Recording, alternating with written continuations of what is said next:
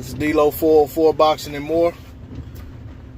Want to say shout out to the LDBC. Shout out to the brother Blue Blood Sports TV. This video is kind of in response to a video he made about the stacked pay-per-view card for Deontay Wilder Tyson Fury. No shade on the brother. A lot of respect for Blue Blood. He does great work for us. I was actually on this chat earlier today talking about the same topic. He was actually talking about it, and I was kind of commenting, and a lot of other people comment on it. So I just want to make a video giving my point of view on it. But I want to say welcome back to the channel to the subscribers and repeat viewers. Welcome to the channel if you're here for the first time. If you're feeling the content, please like, share, comment, and subscribe to the channel. My take on it is this. You know, when Floyd Mayweather came out saying that he was gonna make a pay-per-view with Manny Pacquiao and that they were gonna be fighting in December, a lot of people were saying that, you know, what if Wilder was on Floyd's card? And from my perspective, what I said initially, and a lot of people kind of felt the same way. Some probably didn't see it that way, I'm sure, but what I felt was Wilder would not get full credit if he's on Floyd's undercard. You know, that would be a Floyd Mayweather Jr. pay-per-view. Even if Wilder and Fury were billed as the co-main event, the credit for the success of that card will ultimately be credited to Floyd Mayweather. While Floyd came out, him and Manny, especially with Manny Pacquiao, because both of those guys are two of the biggest pay-per-view draws in the history of the sport. So you can't. It's going to be hard to just dismiss that and get full credit. So with that said, I was one of the people who I didn't want to see Wilder on a Floyd Mayweather card whatsoever, and for the reasons I just stated. You know, the card went out and did insane numbers. You know, Wilder gets zero credit for his participation in that card, or even if he got credit, it's only partial credit. Most of the credit goes to Floyd. So I didn't want to see that. So fast forward to the announcement that we got, you know, on Monday, or kind of leaked over the weekend, of the stacked card featuring Tank Davis versus Abner Mares and Leo Santa Cruz versus Gary Russell Jr. And it's also rumored that potentially Errol Spence Jr. and Mikey Garcia could be on the card, which I don't believe that rumor. But if it is, then it just is. But I don't think so. I think that's a bit too much to ask for. But that said, if it's just, regardless of who's on the card, I'll say this. I think that for years, pay-per-view cards have been underwhelming. You know, they have left a lot to be desired for us to have been spending the kind of money that we were spending on pay-per-views. You know, I felt like there have been too many cards over the years where the pay-per-view price was up there, but you were only getting one good fight on the card. The rest of the card was laden with mismatches. You know, if you even look at the Triple G Canelo card from this, 2 weekends ago, you had so many mismatches on the undercard, and Bob Arum talked about this, but there were so many mismatches on the undercard that you actually wound up with all this extra time between the time the last undercard fight ended and the time that the main event started, that you just had so much extra time. They were just trying to find things to fill that time on the air, and that's ridiculous. And I know that you can have a card loaded with matches that seemingly are good matchups, but they don't pan out that way, and you have a bunch of stoppages, and you can run into the same situation. But those fights on that card were obvious mismatches from the rip.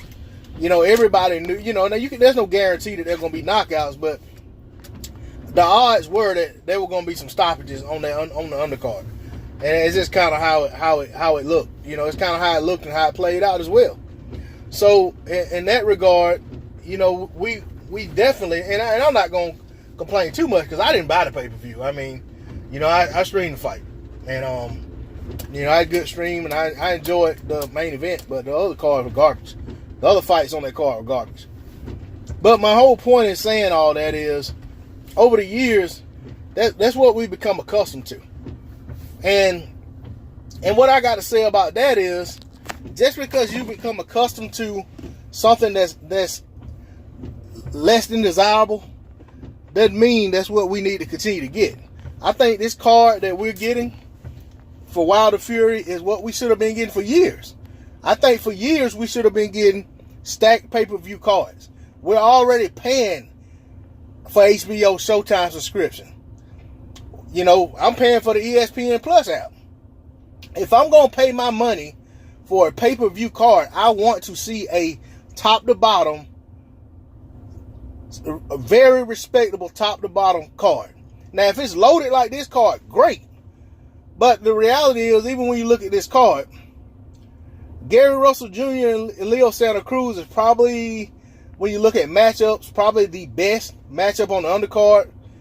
And when you look at Tank and Abner Mares, with Abner moving up, and with his recent, I'd say his record as of late, with, you know, if you look at his last 4 fights or so, the odds are that Tank's gonna dispatch of him. You know, that, I mean, I know Abner has a lot of heart. I just think he'll be outgunned in that fight. So, you know, Abner's a name, but that's not a terribly great fight on paper, in my opinion. I mean, it could turn into an instant classic, but I'm doubtful of that. So really, when you look at that card, to me, if Mikey and Errol are on there, you're only looking at one fight that really looks like another great matchup on paper, and that's Leo Santa Cruz and Gary Russell Jr. And honestly, to be honest, if Mikey and Errol's on there, that's a fight that I deem as a mismatch. And honestly, if it wasn't just for my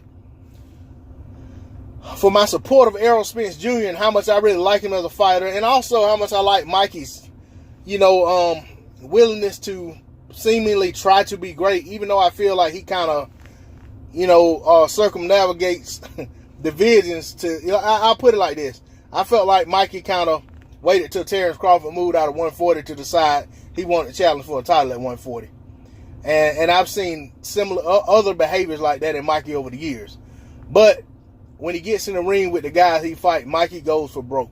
And I can say that I really like the way he fights. He's an exciting guy to watch. So I wouldn't mind supporting a card with both of those guys on it. But honestly, in my opinion, and in my heart of hearts, and in my mind, when I think about Mikey Garcia versus Errol Spence Jr., that's really a mismatch. So for me, that's not a fight that, if it wasn't just for my want to support them guys, it would be hard for me to just say I'm going to shell out $59.99 or $49.99 or $69.99 or whatever it is just to watch those two guys fight. So in essence, Mikey Garcia versus Errol Spence Jr. is a fight that I expect typically to watch on Showtime, not on Showtime pay-per-view. I just don't know that. I don't want to see a mismatch for a pay-per-view main event. I mean, that's the God's honest truth. And I know Floyd had his share of mismatches just because of how good he was, but and a lot of other people have too. But when you're talking about a guy coming up a division who everybody pretty much knows is going to be a long shot to win that fight, and it's just a terrible matchup, but it's just kind of like the guy called him out, I don't know that I really want to see that. But to get off of that subject, I'm just saying I want to see great fight cards even on regular Showtime, even on regular HBO, even on ESPN Plus app or ESPN. I don't want to see.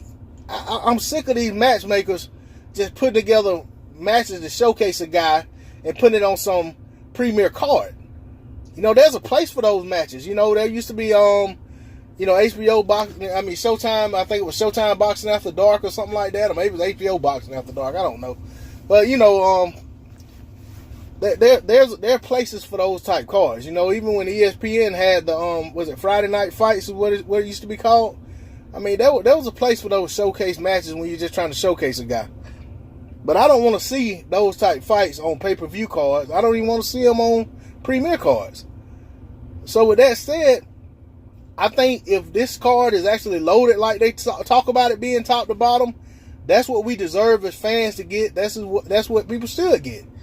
And the comparison, when people, which is brought up about Joshua doing a card and he's doing his number by himself. First of all, those pay-per-view numbers are over there in England, and those guys over there in the UK, and those guys that are on those cards, those fans over there think they're good fighters. I mean, some of them probably are, but those fans over there, they like those guys, and those fans over there are their Tank Davises, their Errol Spence Juniors, their Mikey Garcias. Because reality is when you match it up apples to apples, a lot of those fighters over there just don't compare to the top American guys. And I'm talking about nothing against those guys, but I mean just historically, top guy for top guy, the American fighters, and maybe it's just because we have so many more fighters and we have better trainers or whatever the case may be, whatever it is. But historically, when you just compare the top guys against the top guys, the guys on the U.S. side are typically the better fighters. They typically win more fights, head to head. So, I'll just close in saying that Anthony Joshua didn't carry those cards by himself. If that's the case, why even put an undercard together? Just let him go out there and fight. Just have one match. I mean, those guys out there, those fans that are buying those pay-per-views care about who else is on those cards. I mean, they may not just... they may not be making their mind up that I'm going to buy it or not buy it based on a certain other fighter being on the card, but there has to be something of quality in their eyes as far as the guys on the cards for them to be spending their money, in my opinion. And I think, even into today's standard, when you look at it, the pay-per-view model is kind of broken in America. That's why nobody really been on pay-per-view but Floyd and Canelo over the last few years. Nobody's really, no promoter really willing to stick their neck out there.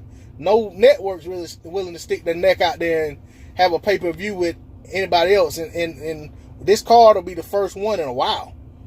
So they need to actually do it the right way. So I mean, I got a lot of respect for Al Heyman and company for putting this card together, and whoever else is involved in it. Hey, much respect to Floyd for allowing Tank to be involved in the card. And I'm pretty sure his name, Floyd, his promotional company's banner is going to be out there somewhere. But at the end of the day, I think we're getting exactly what we deserve. And I think that once you start making cards like this, you have to be consistent. Because if you come out and you make a fight card like this, and then next pay-per-view you try to put out a card with one good premier fight as the main event, and then a bunch of blowouts in the lower tier fights as far as the co-main event, if you have one, or all your undercard fights are garbage, you're gonna set yourself up to where people are gonna turn away from pay-per-view boxing again. So I commend them for what they're doing. And as far as my position on it, I think it's a good thing. As far as will Wilder get full credit, the reality is Wilder's not going to get credit from the people who don't want to give him credit, regardless of what he does.